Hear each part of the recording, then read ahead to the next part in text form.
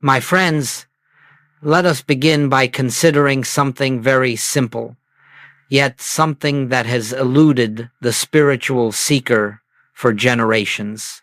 Every day, millions approach God with sincerity, with longing, with deep yearning in the heart, and yet, for all their earnest prayers, very little in their inner life changes. They ask, they plead, they wait for God to move, and sooner or later they come to believe that God is either slow, silent, or withholding. But I tell you now, that is not the truth. The difficulty is never in God. The difficulty is always in our concept of prayer. From childhood, we have been trained to think of prayer as an attempt to reach a distant being, a God somewhere outside ourselves who must be persuaded, convinced, or impressed. And so the seeker grows up believing that the right words, the right posture, the right intensity of pleading will somehow cause God to act. But if God is infinite love, if God is all-knowing, all-present, and all-providing, what is there for God to withhold? What is there for God to delay?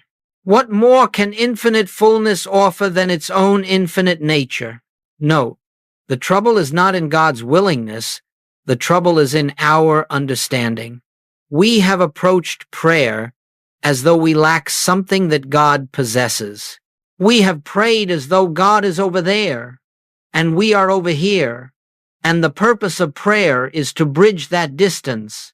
But listen carefully now. There is no distance to bridge. There is no separation to overcome. God is not afar off, waiting for your cry. God is the very life of your being, the presence within you, the consciousness by which you know you exist. When we pray as though God is absent, we reinforce the illusion of absence. When we pray as though God must be convinced, we strengthen the belief that God is reluctant. When we pray as though we are sinners trying to secure a touch of holiness, we deepen the dream that we are something other than the offspring of the infinite. And so, before we move one step further, let us establish the foundation upon which all true prayer rests. Prayer is not an attempt to change God's mind about you. Prayer is the awakening that changes your mind about God, about yourself, and about the nature of reality. Prayer is not a cry sent outward. Prayer is a recognition arising inward. Prayer is not a request. Prayer is awareness. As we move deeper into this teaching, it will become clear to you why most of the prayers you have offered in your lifetime have brought so little lasting transformation. Not because you were unworthy, not because God was silent, but because you were addressing a God imagined outside your own being. And that God does not exist.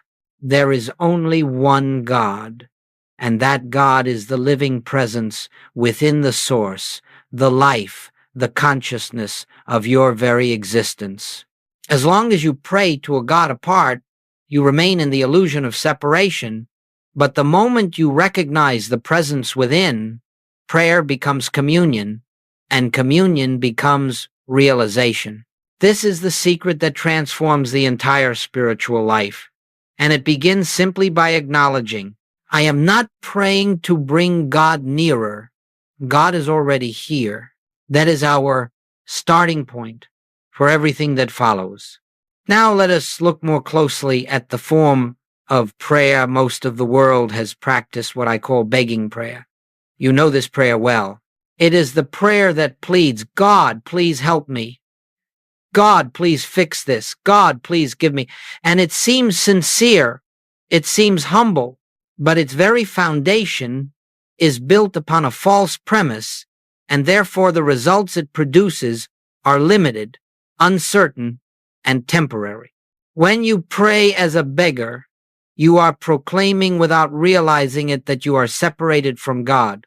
You are declaring that God has something you do not have, that God is somewhere you are not, that God must be convinced to act, to intervene, to remember you. But how can you convince infinite love to love?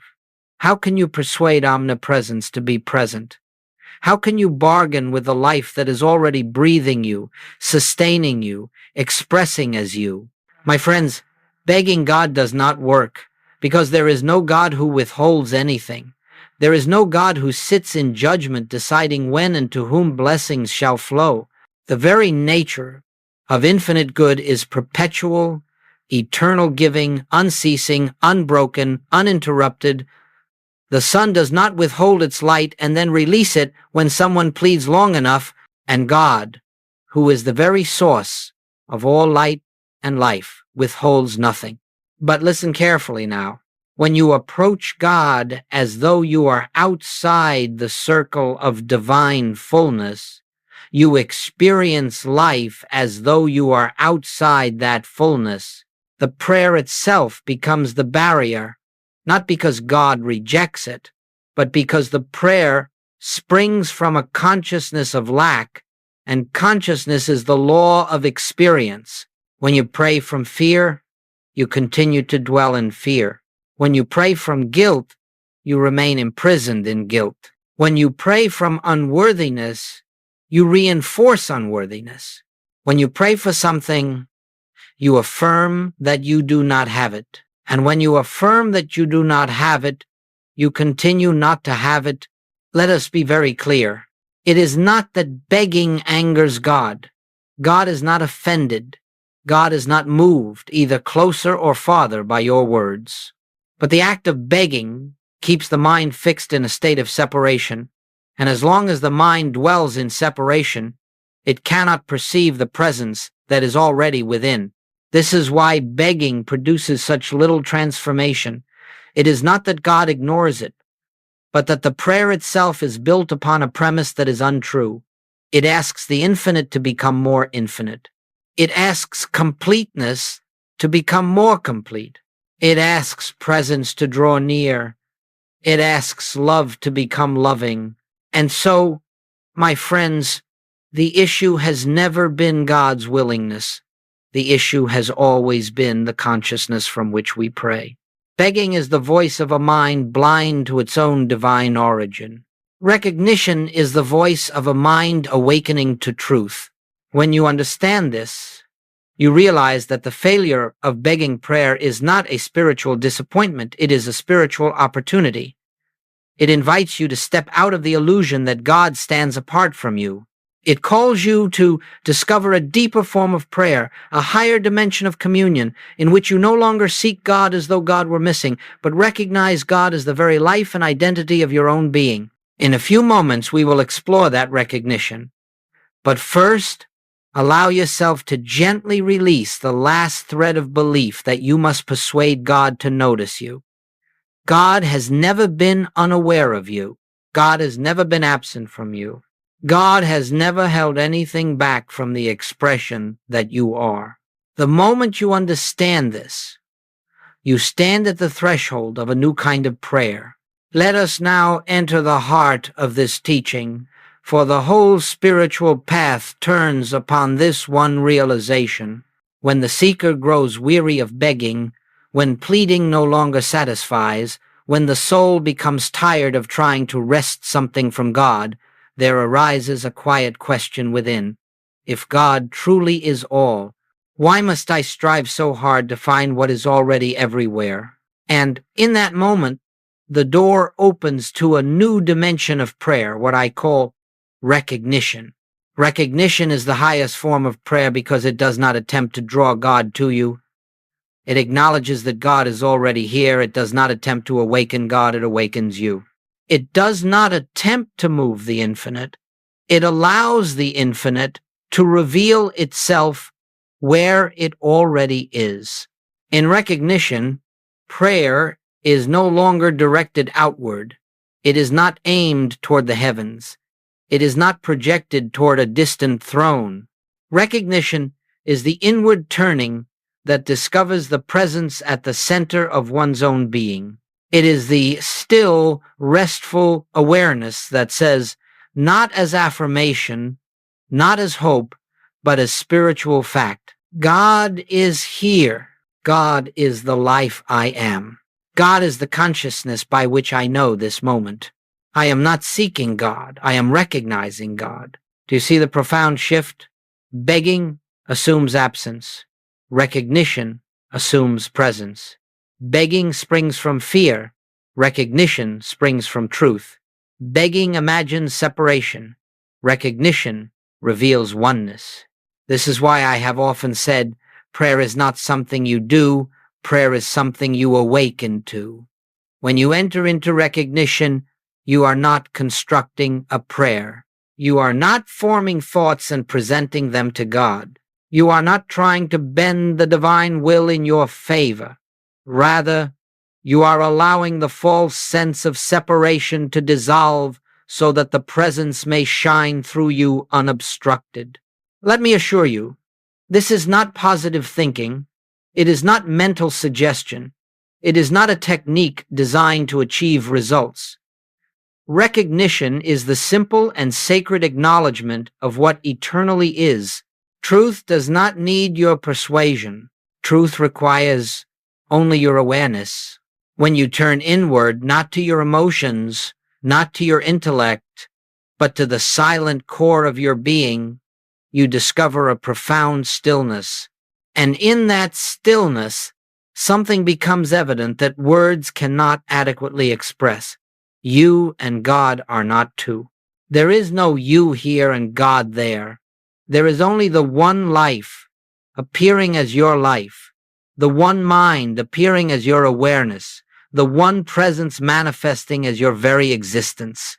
Recognition is the unveiling of this reality. In this state of inner knowing, you do not ask for supply. You recognize that the infinite is the source of all supply, and therefore lack cannot define you. You do not ask for healing. You recognize that divine wholeness is the truth of your being, and therefore disease cannot alter your identity. You do not ask for God to guide you. You recognize that infinite intelligence is the mind by which you know truth, and therefore direction flows naturally. Recognition changes everything, not because God becomes more present, but because you have become more aware of the presence that never left. And the moment you touch this awareness, prayer ceases to be an effort. Prayer becomes communion, and communion becomes realization. My friends, once you taste recognition, you will never again be satisfied with pleading. You will never again feel compelled to convince God to act on your behalf. Instead, you will rest deeply, quietly, confidently in the truth that God is the silent reality of your own being and that all good flows from that realization. This is the turning point. From this moment forward, prayer is no longer an attempt to reach God. Prayer becomes the discovery that God has been the substance of your own life all along. As we proceed now, let us turn our attention to the very center of spiritual realization, the true nature of God. For until we understand what God is, we cannot understand prayer. And until we understand prayer, we cannot understand ourselves. All spiritual confusion rests upon misconceptions of God, and so we must clear away these illusions with quiet, gentle clarity. For centuries, humanity has imagined God in its own image, a larger, more powerful version of a human being, a God who approves, who disapproves, a God who rewards and withholds, a God who comes and goes, a God who judges, reacts, responds in time.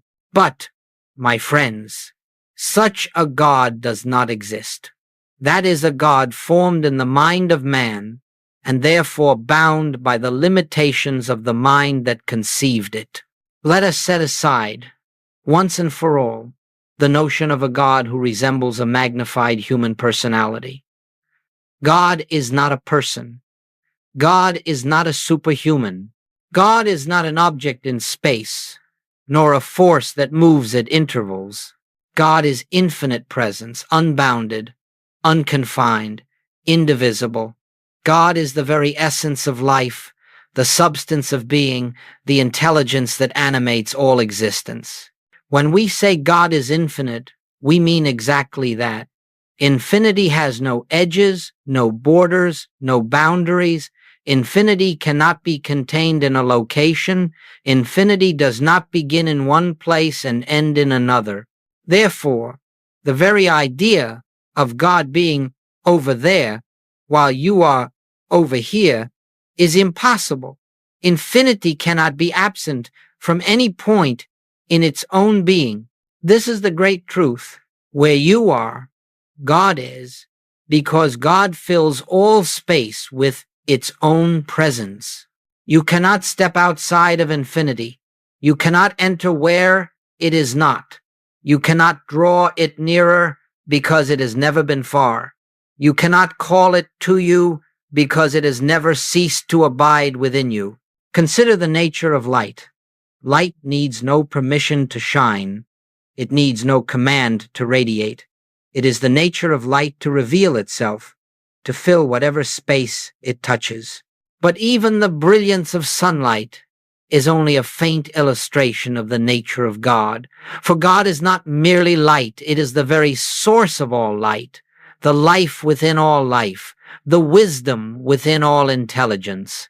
If God is infinite presence, then God cannot withhold infinity, cannot diminish itself. Infinity cannot restrict itself. Infinity cannot reduce its nature to favor one and exclude another. The very thought that God might withhold good, delay good, ration good, or allocate good is spiritually impossible. The infinite cannot be partial. The infinite cannot be selective. The infinite is the fullness of good, pouring itself forth endlessly. This understanding shatters the foundation of fear. For if God is truly infinite good, then good is not something you must convince God to release. Good is the nature of reality itself. It is the atmosphere in which your being exists, and every fear, every lack, every shadow is merely the mind's temporary blindness to that reality. When you pray to a God you imagine must be persuaded, you are praying to an illusion. But when you rest in the awareness of God as infinite presence, always expressing itself as your very life, you are dwelling in truth, and truth reveals itself in peace. Let this become clear within you. God is not something to be attained. God is something to be recognized. Not because God is absent, but because we have been asleep. The infinite cannot come to you. It is already here. The eternal cannot begin for you. It already is. The divine cannot improve toward you. It is perfect now. When you understand the true nature of God, begging becomes impossible. What remains is recognition, silent, restful, profound. And in that recognition, your entire relationship with prayer changes, because your entire understanding of God changes.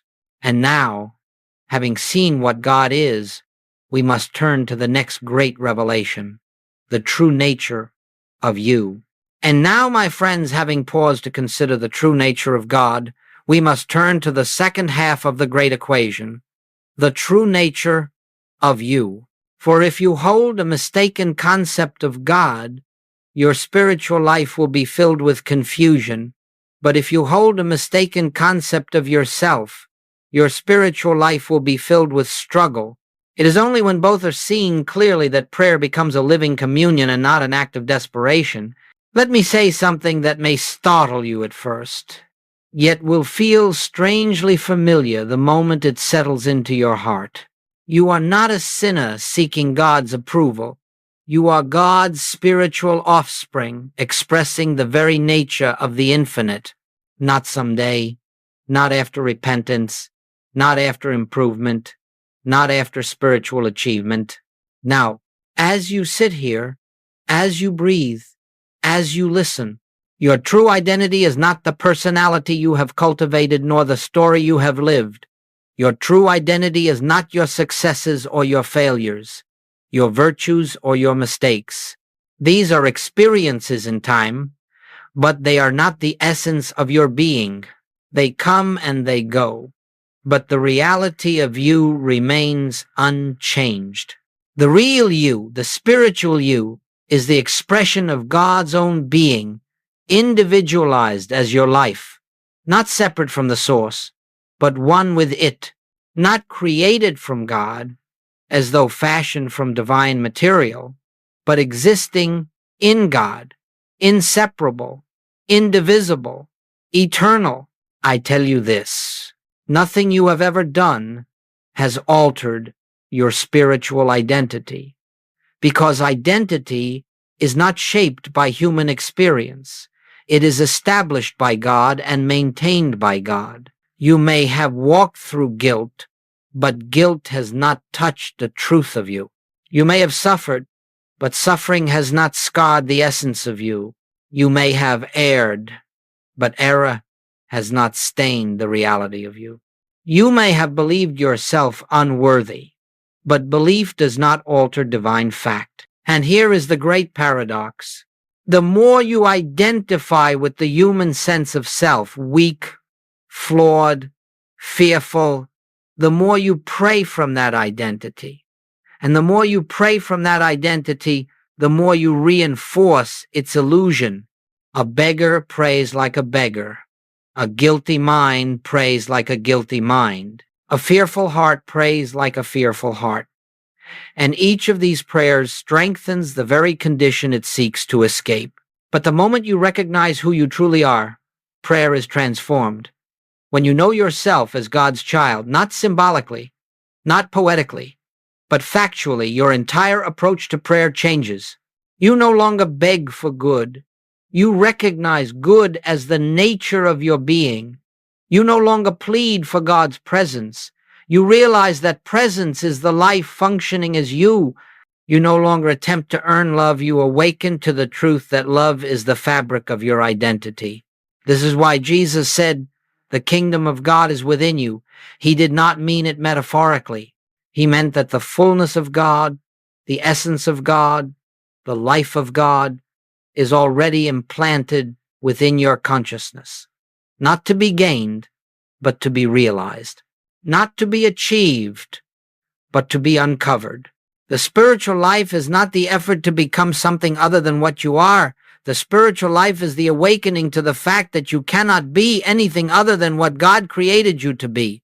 Recognition prayer rests upon this truth. God is the infinite presence. You are the expression of that presence. Therefore, prayer is not a bridge between two separated beings. Prayer is the awareness of oneness. Think for a moment what this means. It means that prayer is not your attempt to rise to God. Prayer is the moment you remember that you never left. And with this remembrance, with this quiet inner recognition, something profound begins to shift within you. You cease praying from fear. You cease praying from guilt. You cease praying from lack. You pray from identity, from truth, from the awareness that the life, which is God, is the same life that breathes as you. To understand God is to understand yourself. To understand yourself is to understand prayer. And when these three are seen as one, prayer becomes effortless, natural, transformative. Now that we have seen who you truly are, we can move even deeper into the heart of this teaching, how recognition prayer works. Now that we have glimpsed both the nature of God and the nature of your being, let us turn to the practical heart of the matter. How does one actually pray through recognition? How is this lived? How is this entered? For it is one thing to understand truth intellectually. It is another to allow that truth to become the atmosphere of your daily consciousness. Recognition prayer is unlike every form of prayer you have known. It is not spoken. It is not composed. It is not crafted. It is not an arrangement of words designed to evoke divine response. Recognition prayer is the silent unveiling of what is. It is the sacred practice of turning from the illusion of separation to the awareness of oneness. And though it is simple, it requires sincerity. It requires willingness. It requires the humility to stop reaching outward and begin resting inward. Let me describe the process as clearly as possible, not as a technique, but as a way of being. First, become still. Do not approach this with strain or effort. You are not trying to enter a spiritual state. You are allowing the mind to quiet its frantic motion so that what is already present may reveal itself. Sit or stand, it matters not. What matters is the willingness to be still. Second, release the desire to get something from God. This is the great turning point. As long as you enter prayer, seeking a result, healing, supply, guidance, you are approaching God as a means to an end. But God is not a means. God is the end. God is the fullness. God is the very substance of your being. When you drop all desire to get, prayer becomes pure. Third, recognize that God is here. Not as a thought, not as an emotion, not as a sensation, but as a living presence. The presence that fills the room, the presence that fills your awareness, the presence that cannot be absent because it is infinite. Simply acknowledge this not as a mantra, but as truth. Fourth, recognize that this presence is your very identity. This is the highest recognition. God is not merely near you. God is the life that you are living. God is the consciousness by which you think, the breath by which you breathe, the awareness by which you know this moment. You are not trying to connect with God. You are realizing that connection is the eternal fact of your being. Fifth, rest in silent awareness. No words, no requests, no mental activity designed to achieve anything. You are not thinking about God. You are not imagining God. You are simply being, and in that beingness, the presence reveals itself. This is communion. This is prayer. This is the moment when illusion fades and truth dawns. In this inner silence, things happen that no mind can plan. Fears dissolve without effort. Clarity appears without reasoning. Peace flows without pursuit. Why? Because in the silence, you have ceased interfering with the action of the infinite. You have stopped attempting to live life by your own strength and have allowed God to live its life as you. Recognition prayer is not a doing, it is an allowing. It is not an attempt to create truth. It is the invitation for truth to reveal itself. It is not a method for producing spiritual results. It is the awareness that spiritual reality is already complete. You do not pray to change conditions. You pray to see through them. You do not pray to bring God into the situation. You pray to recognize that God is the only presence within the situation. You do not pray to invite God to act. You pray to become aware of the divine activity already at work. And as this recognition deepens, something profound begins to happen. Conditions that once seemed immovable begin to shift, not because God finally heard you, but because your consciousness opened to the truth that had been present all along. This is the secret of recognition prayer. It is the prayer of realization, not request. It is the prayer of identity, not effort. It is the prayer of communion, not communication. And now that you understand the process itself, it is time to witness how this inner shift transforms real lives. For truth, once recognized, demonstrates itself. Now let us turn to something very important, how recognition manifests in actual human lives. For spiritual truth, when realized, always expresses itself It cannot remain hidden. It cannot remain theoretical. When the consciousness shifts, the outer life reflects that shift as naturally as light dispels darkness. But the change does not begin with conditions. It begins in the invisible sanctuary of the heart. Let me share with you some illustrations, not as miracles, not as supernatural events, but as demonstrations of what happens when an individual ceases to pray as a beggar and begins to pray as one awakening to truth. There was a woman who lived many years in the heavy shadow of guilt. She had made decisions she deeply regretted, and for nearly 15 years she prayed the only way she knew, begging God for forgiveness, pleading for relief from the burden she carried. And although she prayed with sincerity, her heart remained troubled, her body weakened, and her life seemed locked in a cycle of sorrow. One day, she encountered this teaching of recognition. She heard the words, "Can God's child ever cease to be God's child?" And something in her stopped. She had been praying as a sinner seeking mercy. She had never once prayed as the expression of God's own life. And as she sat with this, a realization quietly dawned. Her mistakes belonged to the human story, but her identity did not. Her spiritual identity had never been touched by her past. In that recognition, something dissolved within her. The guilt did not disappear instantly, but its power was broken. Her prayers changed.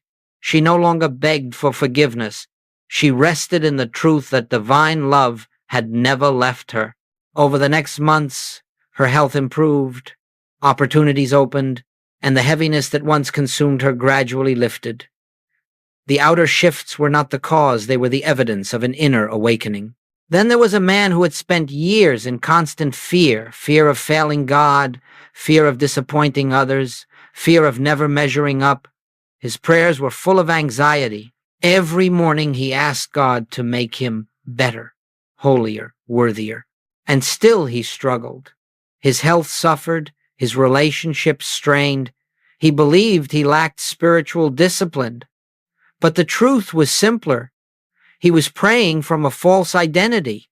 When he learned that prayer was not an appeal to God but an inner recognition of unity with God, he felt at first as though he were deceiving himself. How could he claim to be God's expression when he felt so inadequate? But the teaching was clear. You are not creating truth. You are acknowledging what already is. So each day, he practiced a few minutes of quiet recognition. No words, no requests, no effort, just the gentle awareness. God is here. God is my life. I am living by the life of God. And quieten. Within weeks, the fear began to loosen. His sleep returned. His mind became calm. His body responded. And he discovered something wonderful. As he stopped judging himself, he stopped projecting judgment onto others.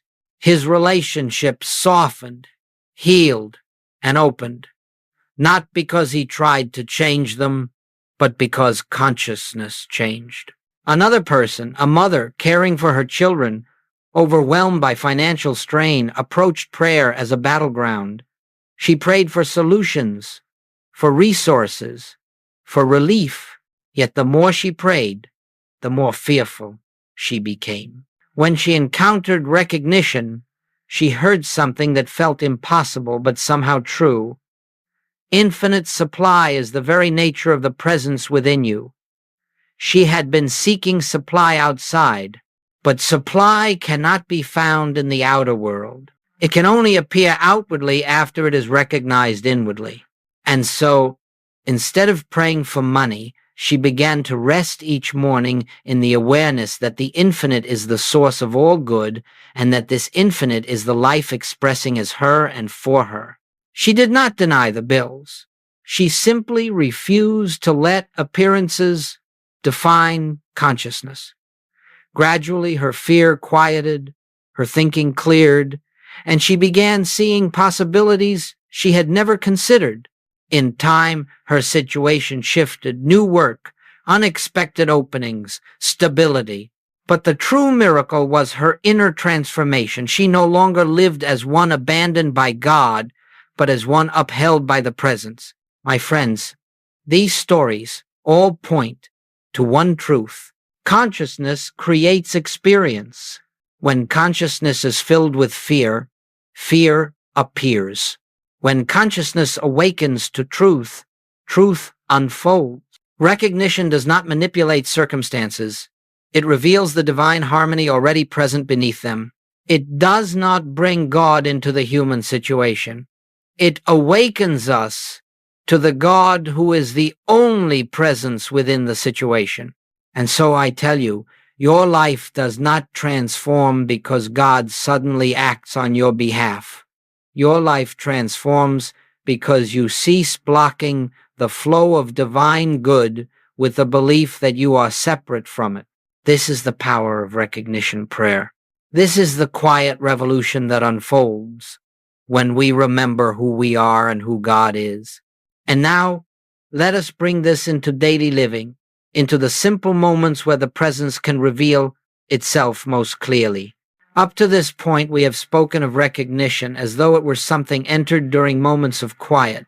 But now we must take the next step, for spiritual realization is not meant to be confined to meditation. It must flow into the very fabric of daily living. It must move with you into the marketplace, into your home, into your work, into every encounter and circumstance. For the presence is not limited to holy moments. The presence is the very substance of life itself. The question arises, how do I live from recognition when the demands of the day press upon me? How do I remain aware of truth when fear, conflict, or uncertainty arise? The answer is simple, though not always easy. You return again and again to the inner awareness that God is the only presence, the only power, the only life functioning in this moment. You do not wait for ideal conditions. You do not wait for silence or solitude. You do not wait until fear has passed or obstacles have vanished.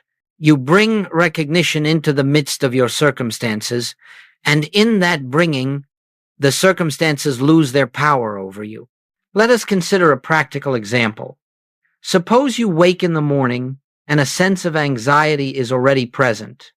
The human mind immediately tries to resolve it, to analyze it, to fix it. But the spiritual consciousness does something entirely different.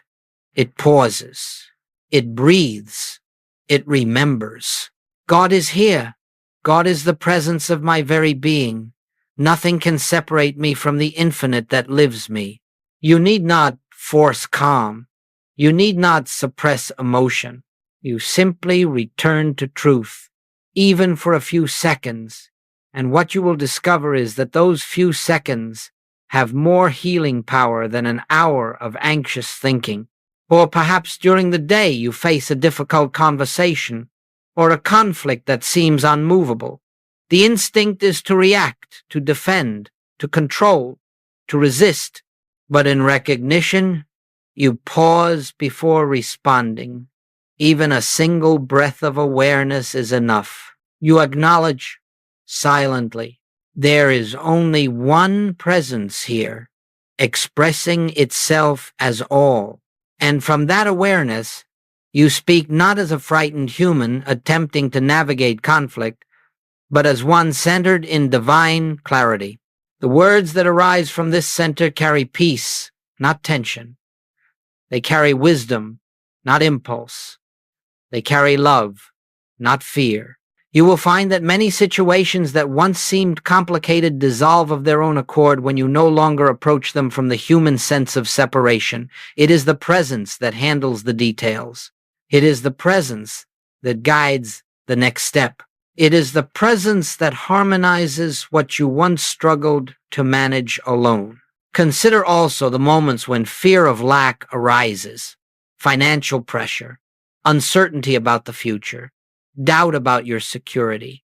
Instead of asking God to provide, you return inward and recognize God is the infinite source of all supply, and this source is the life expressing as me. You do not deny the appearance. You simply refuse to let the appearance define your consciousness. And as consciousness stabilizes in truth, the outward situation responds. Not magically, not by bypassing natural order, but through the natural unfolding of clarity, opportunity, and right action. This is what it means to live. Recognition. You do not wait for trouble to pass. You do not wait for external reassurance. You do not wait for conditions to improve before remembering truth. You remember truth in the midst of whatever arises. Each time you turn inward, even for a moment, you shift the axis of your life from human effort to divine flow. And as this becomes habitual, something beautiful occurs. You begin to discover that recognition is not something you occasionally practice. It becomes the very atmosphere of your being. It becomes a background awareness that supports every activity, every decision, every interaction.